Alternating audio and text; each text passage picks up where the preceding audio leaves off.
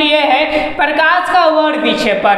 Okay, अब चलिए यहाँ पर मैं कुछ वर्डों के मतलब समझ लेते हैं कि वर्ण के मतलब क्या होता है और विक्षेपण के मतलब क्या होता है। तो जो वर्ण का मतलब होता है याद रखिएगा इसमें रंग होता है, विक्षेपण का मतलब क्या होता है विभाजन होता है। मतलब कि यहाँ पर हम लोग जो टॉपिक देखेंगे लोग, ओके, यानी यूँ समझिए कि जो आपका सूर्य की प्रकाश होता है जो श्वेत रंग को देखते हैं वो कितने रंगों में क्या हो सकते थे विभाजित हो सकते। तो चलिए इस पॉइंट को हम लोग देखते हैं। ओके, तो आपको यहाँ की इमेज दिखाई दे रहा होगा, इसको प्रिज्म बोलते हैं। क्या बोला जाता है? इसको प्रिज्म बोला जाता है। जब देखिएगा इस प्रिज्म से हम क्या करते हैं, जैसे टॉर्च मारते हैं या सूरज की क्या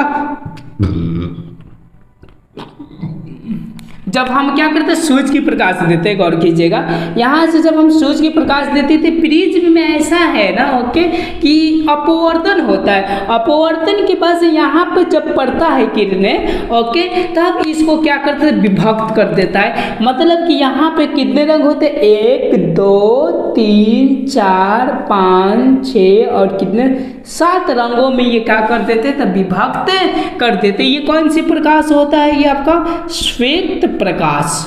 ओके, और कौन कौन से रंगों में विभक्त कर देते हैं? तो इसका जो सूत्र होता है ऐसा होता है, इसको बोला जाता है बै, इसको जा नी हा, ओके, पी ला, सॉरी यहाँ पर ऐसा होता है बैजानीहा, ओके, और पी नाला। पी यहाँ पे क्या होता है ना और यहाँ पे क्या होता है ला।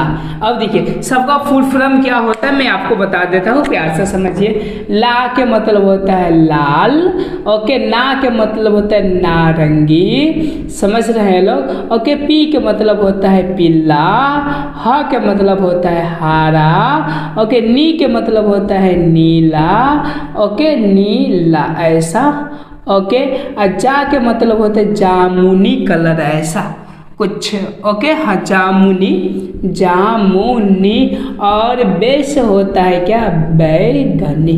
ओके, इस 7 कलर्स को भी आप लोग याद रखिएगा तो अति उत्तम होगा, कभी कभी ऐसा कुछ भी देता है। ओके, तो यहाँ तक आपने समझे और इसी घटना को याद रखिएगा, इसी क्या घटना को ही हम लोग क्या कहते हैं तो वर्ण विक्षेपण कहते हैं।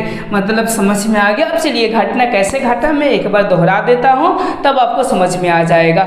क्या वीडियोस को यस, ओके, देखिए हम ऐसा बोल सकते हैं जब श्वेत प्रकाश प्रिज्म से गुजरती है, गौर कीजिएगा, जब श्वेत प्रकाश प्रिज्म से गुजरती है और वह 7 रंगों में विभक्त हो जाती है, 7 रंगों में क्या हो जाती है विभक्त हो जाती है, इसी घटना को हम लोग वर्ण विक्षेपण कहते हैं। मैं यहाँ पर पॉइंटेड को लिख देता हूँ ताकि आप लोग भी इस पॉइंटेड को उतार लें कि वर्ण विक्षेपण किसे कहते हैं। जब श्वेत प्रकाश, ऐसा बोल सकते हैं कि जब कौन सा प्रकाश श्वेत प्रकाश, ओके, गौर कीजिएगा, जब श्वेत प्रकाश प्रिज्म से होकर गुजरती है, प्रिज्म से होकर गुजरती है, होकर क्या करती है गुजरती है, तो वह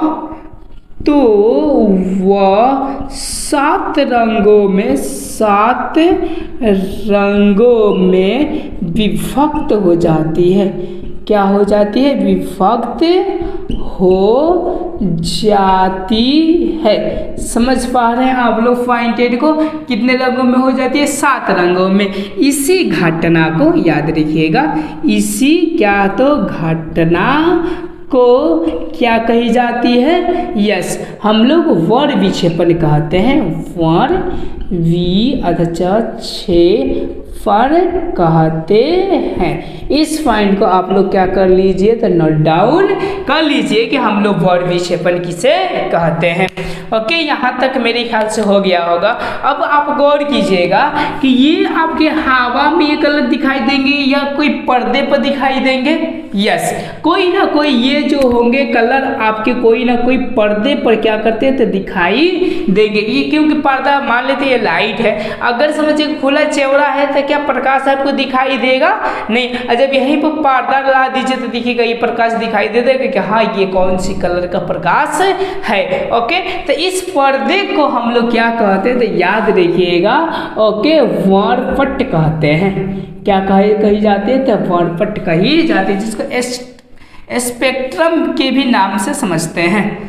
ओके, क्या कहते हैं इसको? स्पेक्ट्रम, ऐसा स्पेक्ट्रम, ऐसा स्पेक्ट्रम किसे कहते हैं या वर्णपट किसे कहते हैं? आपको समझ में आ गया। ओके, कि जब प्रकाश जब श्वेत प्रकाश प्रिज्म से होकर गुजरता है और जिस पर्दे पर, ऐसा बोलिएगा, जिस पर्दे पर सातों रंग विभक्त होते हैं उसी को हम लोग क्या कहते हैं? स्पेक्ट्रम बोलते हैं या वर्णपट कहते हैं। चलिए इस परिभाषा को भी मैं क्या कर देता हूँ, यहाँ पर नोट डाउन कर देता हूँ कि वर्णपट किसे कहते हैं। ओके, क्या नाम है आपका? स्पेक्ट्रम किसे कहते हैं? ओके, यानी बोलिएगा कि उसी तरह होगा कि जब श्वेत प्रकाश, जब कौन सा प्रकाश आपका? श्वेत प्रकाश प्रिज्म से होकर गौर कीजिएगा, प्रिज्म से क्या होकर सात रंगों में जिस पर्दे पर प्राप्त होते हैं, पर्दे पर क्या होते हैं? प्राप्त होते हैं, उस पर्दे को ओके स्पेक्ट्रम कहते हैं। उस पर्दे को स्पेक्ट्रम कहते हैं। समझ में आ गया कि स्पेक्ट्रम किसे कहते हैं? इस पॉइंट को भी आप लोग क्या कर लीजिए तो नोट डाउन कर लीजिए। अब चलिए, अब मैं एक चीज और बताने का मैं कष्ट कर रहा हूं कि जैसा कि ये आपको सात रंग हो गए, अब इसे एक न्यूटन नाम के वैज्ञानिक ने, कौन से नाम का विज्ञानी? न्यूटन, ऐसा न्यूटन नामक एक वैज्ञानिक ने इसको सोचा कि चलिए इस प्रिज्म को एक और लेते हैं, पलट कर देखते हैं तब कितना रंग देती है। मतलब समझिए, इस चीज़ों को मैं क्या करता हूँ तो हटाता हूँ, हटाकर उसको समझाने का मैं क्या करता हूँ तो कष्ट करता हूँ। देखिए क्या है आपका, देखिए जैसा कि ये वाला हो गया आपका प्रिज्म एक ऐसा, ओके, और एक हमने क्या कर दिया ऐसा पलट दिए, मतलब कि एक ऐसा हो गया और समझिए कि ऐसा कर कर एक ऐसा हो गया। ओके, यूँ समझिए कि यहाँ से जब प्रकाश जाती है तो कितने रंगों में विभक्त हो जाती है? यस, 7 रंगों में हो जाती है। यहाँ से जाकर कितने? एक ऐसा, समझिए ऐसा। ओके, मैंने विभक्त होकर यहाँ पे क्या हो जाती है? आ जाती है। अब ये सातों रंग इसमें से गुजरती है तो क्या होता है? इसमें से गुजरते सब अपने आधार की ओर मुड़कर एक पॉइंट पर होकर, ओके, ये एक किरण में सातों मिलकर फिर आपका कौन सा प्रकाश निकल जाते हैं? तो श्वेत प्रकाश निकल जाते हैं। इस भी पॉइंट को आप लोग क्या कीजिएगा तो याद रखिएगा तो अति उत्तम होगा। ओके, यहाँ तक आपने कंसेप्ट को समझ लिए। चलिए हम नेक्स्ट कंसेप्ट को ये समझेंगे कि आखिर ये रंगीन पट्टी क्यों प्राप्त होता है, इसके पीछे क्या वजह या क्या कारण है। तो चलिए इस पॉइंट को भी हम लोग क्या कर लेते हैं तो देख लेते हैं कि क्या कारण है जिसकी वजह से रंगीन पट्टी आपको प्राप्त होती है। तब हम लोग जानेंगे कि इसी से आपका क्या जानेंगे, यस, हम लोग इंद्रधनुष को भी जानने वाले हैं। तो चलिए हम देखते हैं। चलिए अब हम यहाँ पे ये पॉइंटेड को समझते हैं कि स्पेक्ट्रम के मतलब वही हुआ वर्णपट जो 7 रंग में विभक्त होती है। आखिर ये क्यों होती है, गौर कीजिएगा। ओके, जैसा कि ये क्या हो गया आपका सूरज की प्रकाश होगा श्वेत, और यहाँ से आती है और आकर कितने रंगों में विभक्त होती है? 1 2 3 4 5 6 और क्या 7 रंगों में विभक्त होती है। तो पहला क्या होता है, मैंने आपको अभी बताया कि